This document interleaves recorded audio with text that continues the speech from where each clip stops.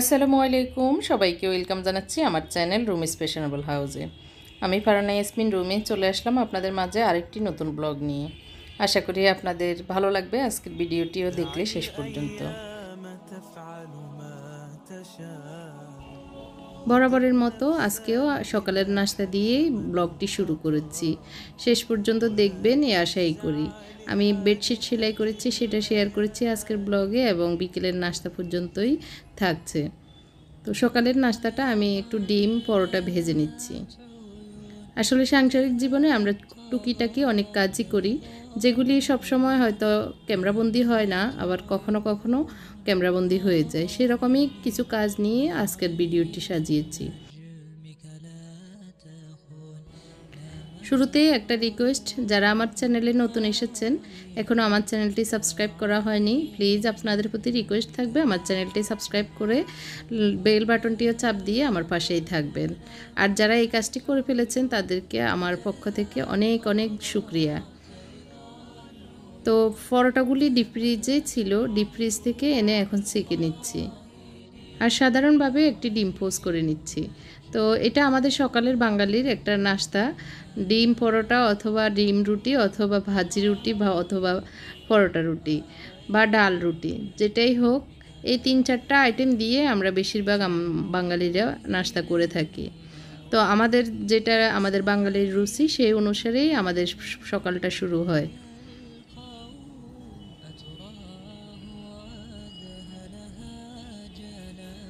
তো এই যে আমার এই প্রিয় একটা ফ্রিজ, তো এটা গতকালকে রাত্রে ভেঙে গিয়েছে। দুইটা নিয়েছিলাম একসাথে, তো একটা ভেঙে গিয়েছে, একটা জোড়া ভাঙা হয়ে গেল আর কি।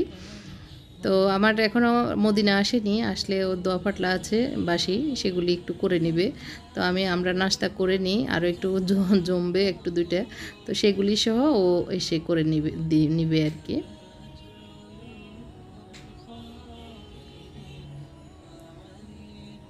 তো ছেলেরা আসলে মুত্তাকি চলে গেছে কলেজে, আর বড়টারও 8:30টায় ইউনিভার্সিটি, তো ও চলে গেছে।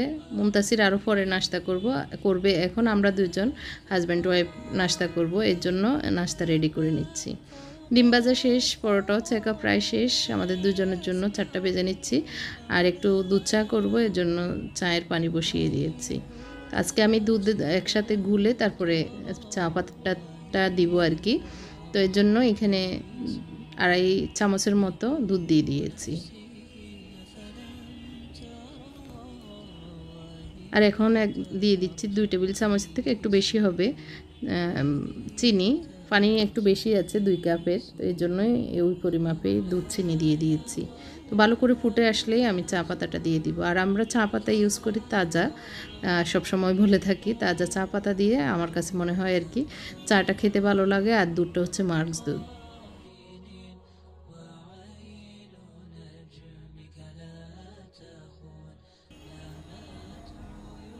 তো দুধটা ফুটে ওঠার পরে এখন চা পাতা দিয়ে দিচ্ছি।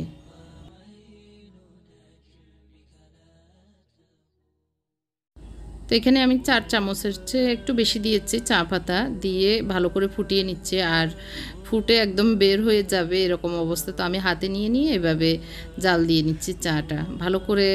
চায়ের রং বের হওয়ার পরে আমি নামিয়ে নিচ্ছি আর কি। তো চা বানানো সহ নাস্তা সব কিছু রেডি, টেবিলে নিয়ে যাচ্ছি। একসাথে চাও খাওয়া হবে আর পরোটাটাও খাওয়া হবে। পরোটা আর ডিম ভাজি, আজকে কোনো ভাজি বা ডাল এগুলি কিছুই করিনি।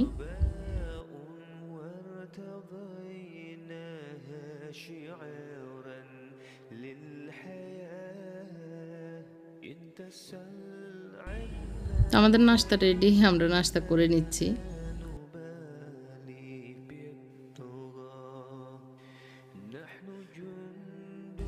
তবে এই কেটলিতে আমি যতটুকু দেখেছি বা বুঝেছি আর কি, মানে চায়ের রং করার জন্য বা রং চায়ের জন্যই বেস্ট, দুধ চায়ের জন্য মানে ওই রকম আরামদায়ক না আর কি দুধ চা বানানোর ক্ষেত্রে।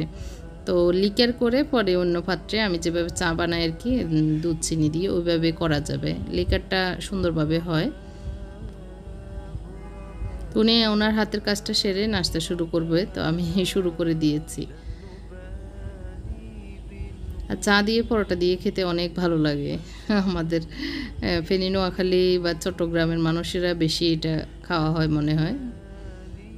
তো এরপরে আমি আমার ছেলেদের রুমগুলো গুছিয়ে নিয়েছি, ওদের রুমগুলো ঝাড়া টাড়া দিয়ে নিয়েছি, আর মুত্তাকির খাটের বেডশিটটাও চেঞ্জ করে নিয়েছি আজকে। তারপরে একটু বানিয়ে নিচ্ছি লাচ্ছি টক দই দিয়ে আর কি।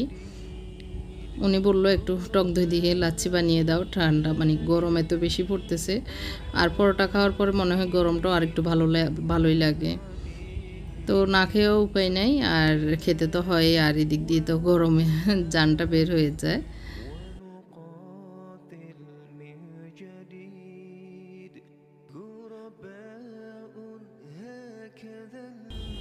তো টক দই দিয়ে এইভাবে এক জগ করে ফেলবো, একটু একটু খাওয়া হবে, ফ্রিজে রেখে দিব।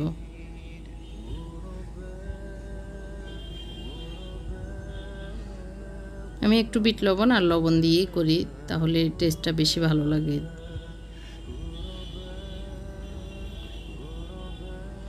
প্রথমে একটু ভালো করে এই লবণ চিনি আর হচ্ছে দই একসাথে মিক্স করে নিচ্ছি। এরপর একদম ঠান্ডা পানি দিয়ে দিচ্ছি। অনেক টেস্ট লাগে এই গরমে এই লাচ্ছিটা।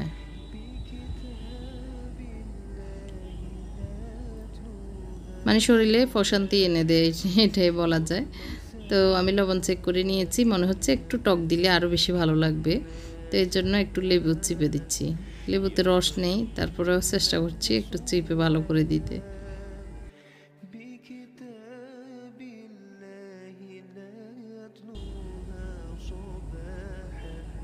আবার চেক করে নিচ্ছি, এখন সাহেবের কাছে নিয়ে যাচ্ছি। আপনারা চাইলে আমার Facebook page Rumi's fashionable house পেজটিও ফলো করতে পারেন। তো যারা ইউটিউব কম দেখেন তারা ফেসবুক পেজটাও দেখতে পারেন, আমি সেম ভিডিওটা ওখানে শেয়ার করি। তো ওখানে শেয়ার করার কারণে মানে পেজে শেয়ার করার কারণে আপনারাও শেয়ার করতে পারবেন। ইউটিউবে তো অনেক সময় শেয়ার করাটা একটু ঝামেলার, অনেকে বুঝেনও না।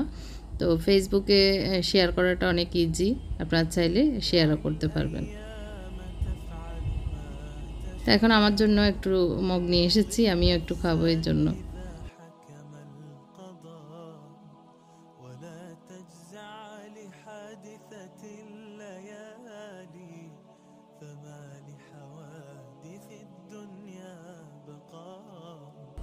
এখন আমি একটা বেডশিট সেলাই করব। তো এটা গত 2 দিন ধরে সেলাই করছি, কারণ হচ্ছে এরকম একটি বেডশিট আমি আমার এক ভিউয়ার্স বা কাস্টমার আপুকে দিয়েছিলাম। তো ওনার পছন্দ এরকম ছিল, তো আমার কাছে মনে হয়েছে এটা খুব মানে ভালো লেগেছে আমার কাছে।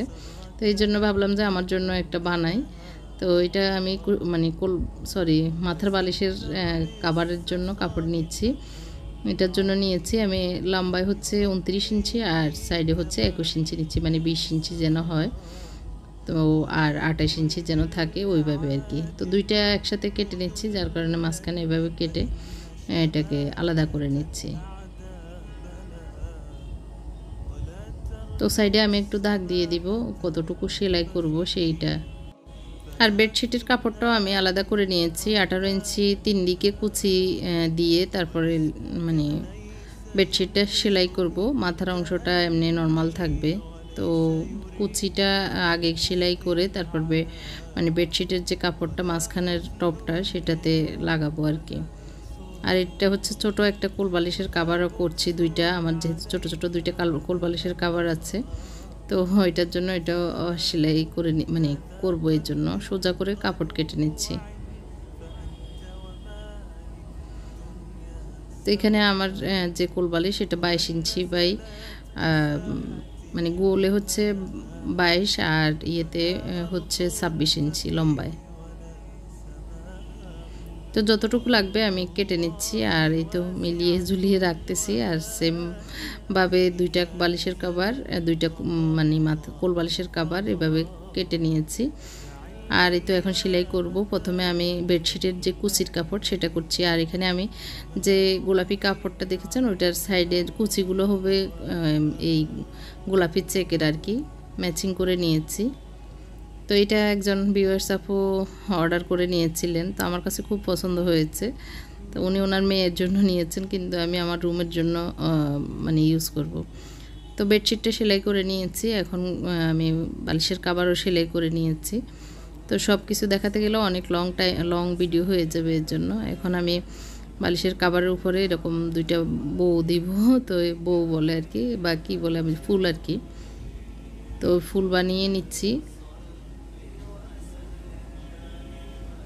এই ডিজাইনটা আমি আরও কয়েকবারই দেখিয়েছিলাম, এর জন্য পুরোটা আর ভিডিও শেয়ার করছি না। তো যেটা আমি ফুল বানিয়েছি সেটা এখন এর সাথে কভারের সাথে লাগিয়ে দিচ্ছি।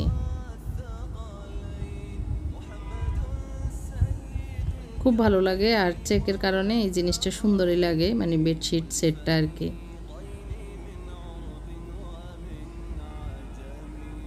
তো আসলে যখনই অবসর থাকি কিছু না কিছু করতে ইচ্ছে করে। তো এখন সেলাই শেষ, আমি চলে এসেছি একটু আয়রন করতে, কারণ এত বড় বেডশিট সহ সেলাই করতে একদম কুচকিয়ে যায়, যার কারণে আর একদম পিওর সুতি হওয়ার কারণে এগুলি ভালোই কুচকিয়ে যায়। তো আমার আগের আয়রন মেশিনটা একটু নষ্ট হয়ে গেছে, তো এটা হচ্ছে আমার ফ্যাক্টরির জন্য কিনেছিলাম, তো আর দরকার হয়নি তখন। এখন ভাবতেছি নিজেরাই ইউজ করে ফেলবো, তো এই জন্য এটা বের করে নিচ্ছি। তো আয়রন মেশিনটা রাখার জন্য এরকম একটা প্লেট দেওয়া আছে, এটা হিটেও মানে কোনো নষ্ট হবে না এরকম আর কি। নিচে আবার মানে সিলিকন ফায়া দেওয়া আছে, আর এটার সাথে একটা বড় ড্রাম দেওয়া আর কি পানি রাখার জন্য। তো যাই হোক, ওইরকম তো আমরা আর করবো না, প্রফেশনালি যখন দরকার হবে সামান্য একটু ইউজ করবো এটাই। তো আয়রন মেশিনটা গরম হয়ে যাওয়ার পরে আমি এখন আমার বেডশিটটা আয়রন করে নিচ্ছি।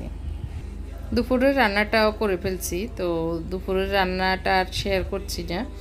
বিকেলে মুনতাসিরের জন্য ওরা প্রিপারেশন করে ফেলতেছে পাস্তা বানানোর জন্য, তো ওদের জন্য পাস্তা বানাবো, সেটা ইনশাল্লাহ শেয়ার করব।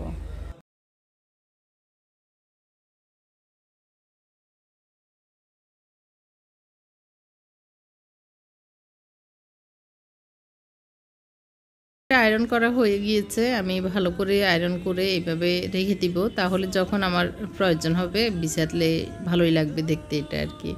তো এইভাবে ভাঁজ করে রেখে দিচ্ছি।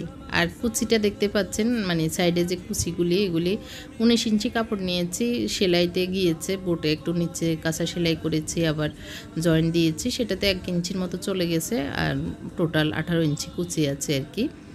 তো আর মাঝখানের যে টপটা সেটা আমাদের খাটের মাপ মতোই আমি নিয়ে নিয়েছি আর কি, মাপ দিয়ে।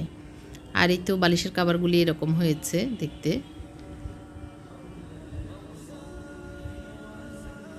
তো এই বেডশিটগুলো দেখতে ভালোই লাগে বিছানোর পরে আর কি। তো এটাও আমি একটু ভালো করে আয়রন করে নিচ্ছি, তবে কুচির উপরে আয়রন করছি না, কারণ কুচিগুলো চ্যাপ্টা হয়ে বসে গেলে দেখতে ভালো লাগবে না, কুচিগুলো একটু উঠে উঠে থাকলে দেখতে সুন্দর লাগে এর জন্য। আর কোলবালিশের কভারগুলি এরকম কিউট কিউট ছোটো ছোটো কোলবালিশের কভার হয়েছে, তো এগুলি ওইভাবে আয়রন করে নিচ্ছি। এরপরে আসলে দুপুরে আমরা খাওয়া দাওয়া করে নিয়েছি, বিকেল টাইমে এখন একটু পাস্তা বানিয়ে নিচ্ছি। পাস্তাটা আমি সিদ্ধ করে নিয়েছি একটু লবণ আর তেল দিয়ে। তো সিদ্ধ করে আমি আসলে পানি চেকে নিয়ে আর কি ওইভাবে একদম শুকিয়ে নিয়েছি। একটু পানি থাকতে ঢাকনা দিয়ে রেখেছিলাম, যার কারণে ওইভাবে আছে। আর এদিক দিয়ে আমি একটু বাটার দিয়ে পেঁয়াজ দিয়ে দিয়েছি। আজ তো শুধু বাটার দিয়েও করা যায়, আবার তেল দিয়েও করা যায়, তো আমি আজকে বাটার দিয়ে করছি, বাটার দিয়ে করলে টেস্টটা ভালো হয়। আর প্রথমে একটু আদা রসুন ভেজে নিলে, মানে রসুন কুচি করে ভেজে নিলে ভালো হয়। তো পেঁয়াজটা দেওয়ার পরে আমার মনে হয়েছে একটু সাইডে নিয়ে এভাবে রসুনটা ভেজে নিচ্ছি, নিয়ে একসাথে করে নিচ্ছি। তবে আমার কাছে আদা রসুন একসাথেই ছিল পেস্ট করা, তো আদা রসুনটা একসাথে পেস্ট করে নিয়েছি। এখানে 2টা কাঁচামরিচ কুচি করে দিয়েছি, একটা ক্যাপসিকাম ডিপ ফ্রিজে থাকা ওইটা কুটে রেখেছিলাম, আর একটা টমেটো এইভাবে ছোটো ছোটো করে কেটে এগুলি দিয়ে দিয়েছি। একটু ভেজে নেওয়ার পরে গরু গোশত থেকে আমি উঠিয়ে কয়েক পিসকে এভাবে হাত দিয়ে ছুটিয়ে নিয়েছি, সেই গরু গোশতটা দিয়েছি। একটু দিয়ে দিচ্ছি সয়া সস আর টমেটো সস, চিলি সস। এগুলো আসলে কম বেশি হলেও আমার কাছে মনে হয় বেশি একটা যে খারাপ লাগে তা না, কম হলেও সমস্যা নেই, বেশি হলেও সমস্যা নেই। তারপর দিয়ে দিচ্ছি পাস্তার সাথে যে মশলাটা থাকে আমাদের দেশীয় যে পাস্তাটা, ওটার যে মশলাটা সেটা দিয়েছি 1 প্যাকেট। তো এখন ভালো করে নেড়ে ছেড়ে এগুলি মিক্স করে নিচ্ছি। তো আমার কাছে আজকে অল্প একটু ছিল, চিজ ছিল, মোজারেলা চিজ, তো সেটা দিয়ে দিচ্ছি। আরও বেশি থাকলে বেশি দিলে আরও বেশি মজা, যত গুড় তত মিষ্টি এরকম আর কি। তো যাই আছে তাই আজকে দিয়ে এই পাস্তাটা তৈরি করে নিচ্ছি। তবে টেস্টের ব্যাপারে কোনো ইয়ে নাই, খুবই টেস্ট হয়েছে গরুর গোশতের আজকে এই পাস্তাটা। আমি লবণটা চেক করে নিচ্ছি, লবণটা একটু কম, মানে প্রথমে দেওয়া হয়নি, তো আমি সিদ্ধ করার সময় লবণ দিয়েছি, এই কারণে প্রথমে দিইনি। তো এখন চেক করে আর একটু লবণ দিয়ে দিয়েছি। পাস্তা সিদ্ধর সময় আমি লবণটা একটু দিয়ে দিই, তাহলে আমার কাছে মনে হয় পুরো পাস্তাতে ভালোভাবে ঢুকে, এর জন্য। তো এই তো আমার তৈরি হয়ে গেলো ঝটপট পাস্তা। তবে ক্রিম পাস্তা যেটা, হোয়াইট পাস্তা যেটা, ওইটা আমার ছেলেরা একটু কম খেতে চায়, এই ঝাল পাস্তাটাই খেতে পছন্দ করে, তো ওদের জন্য এটাই করেছি। তবে ওইটা যে করি না তা না, মাঝে মাঝে ওইটাও করা হয়। আর এই সার্ভিং ডিশটাতে দিতে আমার কাছে ভালোই লাগতেছে, এই জন্য এটাতে দিয়েছি। তো কেমন লাগলো এই পাস্তা রেসিপিটি কমেন্ট করে জানাবেন। এখন আমি ওদেরকে টেবিলে দিয়ে দিচ্ছি। মুমতাসির খেতে চলে এসেছে, ওকে প্রথমে বেডে দিচ্ছি। আজকের ভিডিওর কোনো একটা অংশ যদি ভালো লেগে থাকে লাইক কমেন্ট শেয়ার করতে ভুলবেন না। আজকের মতো এখানেই বিদায় নিচ্ছি। সবাইকে অসংখ্য ধন্যবাদ জানাই যারা এতক্ষণ পর্যন্ত আমার ভিডিওটি দেখেছেন শেষ পর্যন্ত, তাদেরকে। আর আমার জন্য দোয়া করবেন, আপনাদের জন্য দোয়া থাকবে। আল্লাহ হাফেজ, আসসালামু আলাইকুম।